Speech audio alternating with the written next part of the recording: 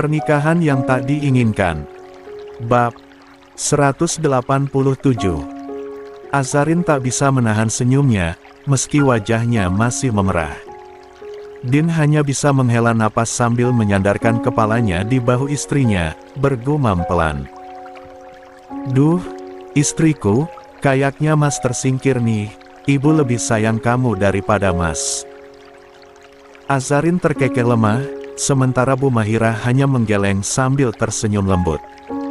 "Ya jelas. Kamu itu udah besar, Din. Azarin ini anak perempuan ibu sekarang. Jaga baik-baik, kalau gak, siap-siap ibu yang turun tangan." Din hanya bisa tersenyum pasrah, tetapi hatinya hangat melihat istrinya mendapatkan kasih sayang yang begitu besar dari ibunya. Baginya, tak ada yang lebih indah selain melihat dua wanita yang dicintainya bahagia. Namun, senyuman Din tak berlangsung lama, mendengar perkataan sang ibu. "Din, kamu sudah salat duha." Din sontak tersenyum lebar. "Hehehe, belum, Bu." "Ya sudah, daripada kamu di sini, cuma jadi penonton mending salat sana." "Udah siang loh," tegur Bu Mahira, membuat Din langsung menoleh menatap istrinya. "Yah, padahal, aku ingin selalu mendampingi istriku ini." "Astagfirullah, Nak. Salat dulu utamain. Berdoa agar istrimu cepat sehat," tegur Bu Mahira. Din menghela napas membuat pundaknya luruh. "Baiklah, aku salat dulu, ya, sayang. Kamu di sini sama ibu. Kalau ibu marah-marah, jangan marahin balik, cukup sebut nama aku aja 3 kali." "Hehehe." Din terkekeh seraya melirik ibunya yang mendelik tajam, lalu dengan cepat dia mencuri ciuman di pipi Azarin, sebelum berlari menuju kamar mandi. 32. Azarin pun hanya tersenyum malu, apalagi Din dengan terang-terangan menciumnya di depan mertua. Rasanya dia ingin menghilang cepat. "Din, kalau sama kamu dia berubah kayak anak kecil ya, Nak. Tapi di depan orang, dia terlihat berwibawa, penuh karisma," ujar Bu Mahira. Azarin pun mengangguk membenarkan. "Iya, Bu." Azarin tersenyum malu. Din memang seperti memiliki dua kepribadian, yang baru dia ketahui sejak menikah. Bu Mahira terus melanjutkan menyuapi bubur tersebut yang makin berkurang. Meski sedang sakit, Azarin tak begitu manja soal makanan. Namun, di tengah dia sedang menikmati suapan demi suapan, suara dering ponselnya menggema. Azarin menegakkan punggungnya, membuat sendok di tangan Bu Mahira terhenti di udara. Matanya masih terpaku pada layar ponselnya yang bergetar, menampilkan nama Kak Alea. Waktu sudah menunjukkan pukul 8.30 pagi di Dubai. Itu berarti di Indonesia sekarang pukul 11.30 siang. Kakaknya jarang menelepon di jam seperti ini. Ada apa? Pertanyaan itu berputar-putar di kepalanya, membuatnya buru-buru meraih ponsel dan menggeser tombol hijau. "Assalamualaikum, Kak." Belum sempat dia menyelesaikan salamnya, suara isakan lirih terdengar dari seberang. Azarin langsung menegakkan tubuhnya, matanya membulat. "Kak." Suaranya mengandung kebingungan. "Kak Alea, kenapa? Ada apa?" Namun, di seberang sana, Alea justru semakin terisak. Tangisnya pecah, seolah ada sesuatu yang begitu berat menekan dadanya. Azarin menoleh ke arah Din yang baru saja keluar dari kamar mandi, dan kini juga tampak serius memperhatikan. Napasnya mulai tidak teratur. Firasatnya mengatakan sesuatu telah terjadi. "Kak Alea." Serunya lebih keras, mencoba menekan kecemasan yang mulai menyergap. "Bicaralah. Ada apa? Kenapa kakak menangis?"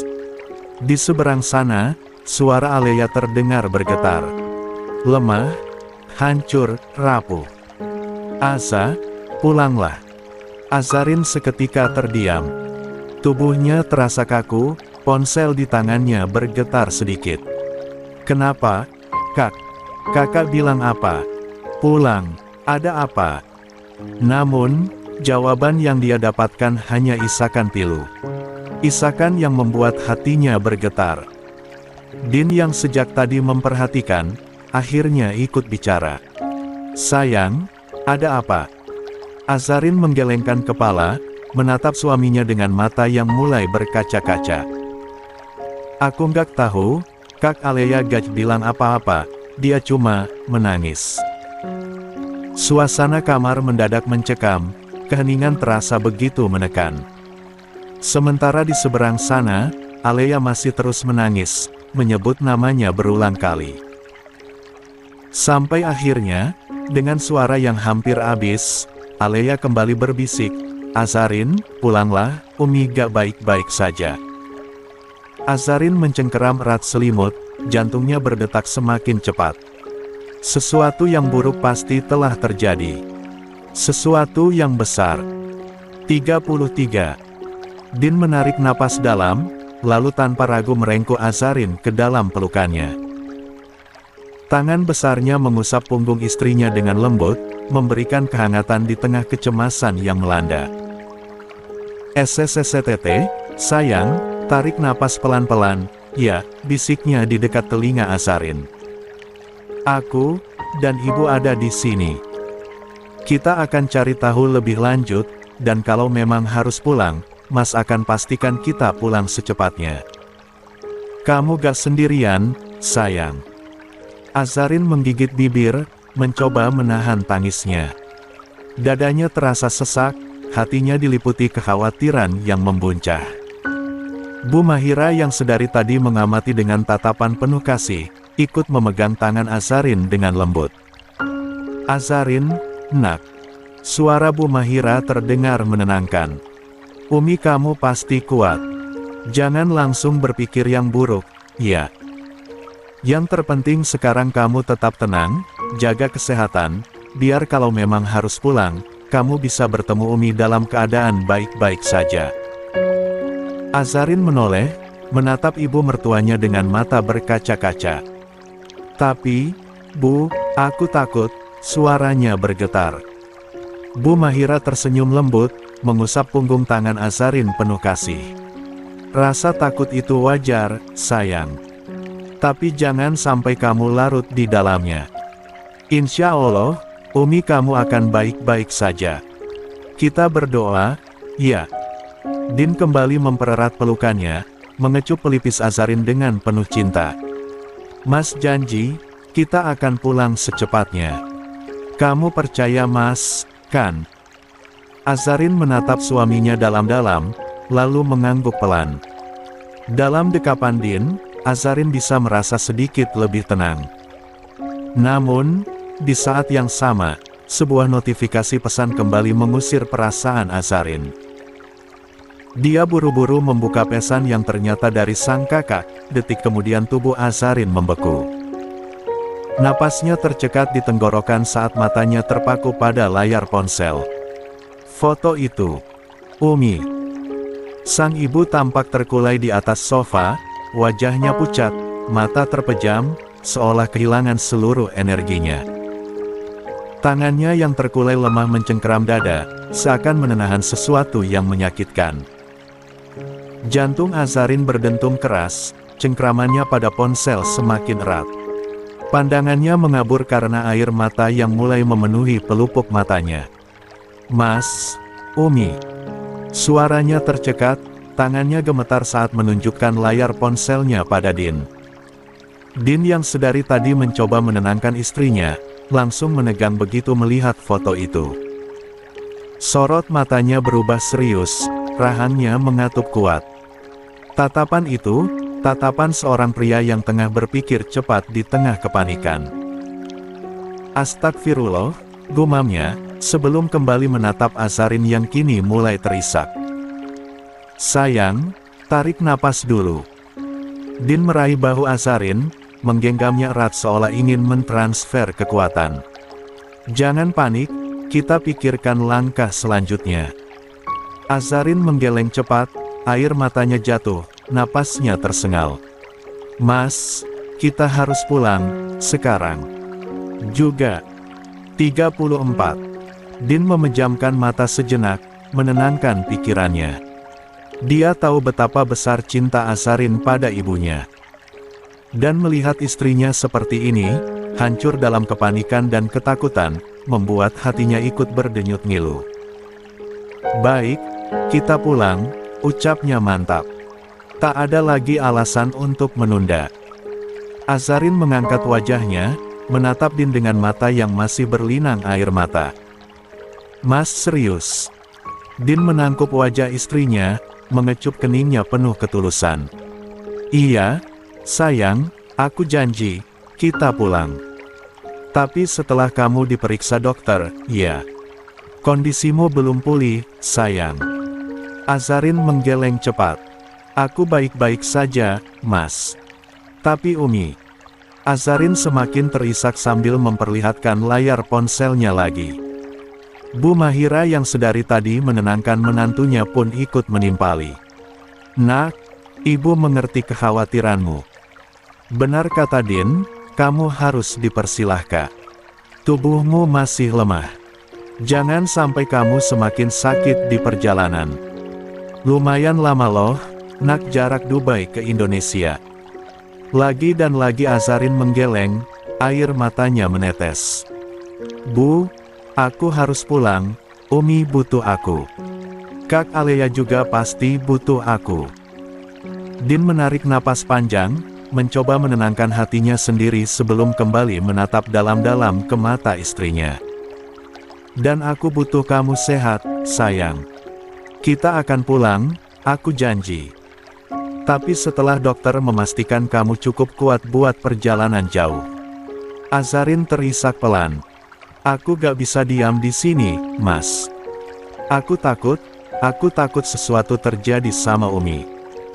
Bu Mahira sempat terdiam, dia lantas mengusap pundak menantunya dengan lembut. Azarin, anakku, suara Bu Mahira terdengar begitu hangat dan menenangkan. Kami semua paham perasaanmu. Tapi dengarkan suamimu, ya. Kamu harus sehat dulu, biar nanti pas sampai di sana kamu bisa benar-benar ada buat Umi dan Alea. Azarin menunduk, air matanya menetes di punggung tangannya. Din langsung menariknya ke dalam pelukan, membiarkan istrinya meluapkan tangisnya di dadanya. Aku ngerti kamu panik, sayang, tapi tolong percaya sama aku, ya. Din berbisik lembut di telinga Azarin. Kita akan pulang, secepatnya. Aku akan atur semua. Sekarang, kita tunggu dokter dulu, biar aku gak makin khawatir. Kumohon, Mas, pintanya lirih. Dulu Abah meninggal, aku gak di sampingnya, sekarang aku takut. Din memejamkan mata, seraya menahan napas sejenak.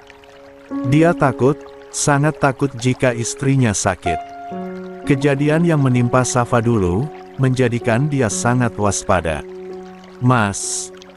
Tanpa berkata apapun lagi, Din meraih ponselnya di nakas, dan mulai mencari penerbangan tercepat. Baik, katanya dengan nada mantap. Kita berangkat hari ini juga. Ibu ikut kalau gitu.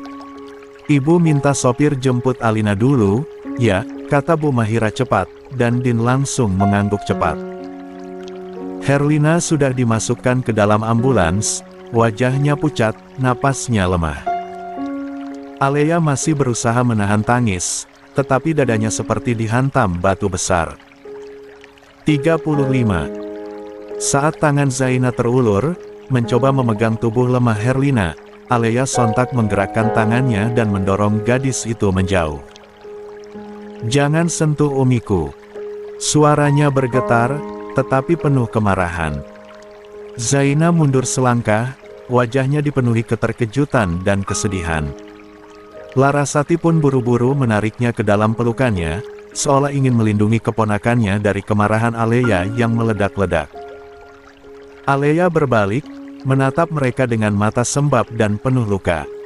Pergi dari rumahku. Suaranya nyaring, bergetar karena emosi yang begitu dalam. Namun, Larasati tetap berdiri tegak, menatap Alea tanpa gentar. "Tidak," jawabnya tegas. "Zaina berhak di rumah ini juga." Alea tertegun sesaat, sebelum akhirnya terkekeh pahit. "Berhak?" Matanya menatap Larasati dengan pandangan penuh dendam. "Kalian datang setelah 20 tahun, membawa anak ini, mengacaukan hidupku, dan sekarang kau bilang dia berhak." Larasati mengangguk, suaranya melembut. "Dia anak Adam juga.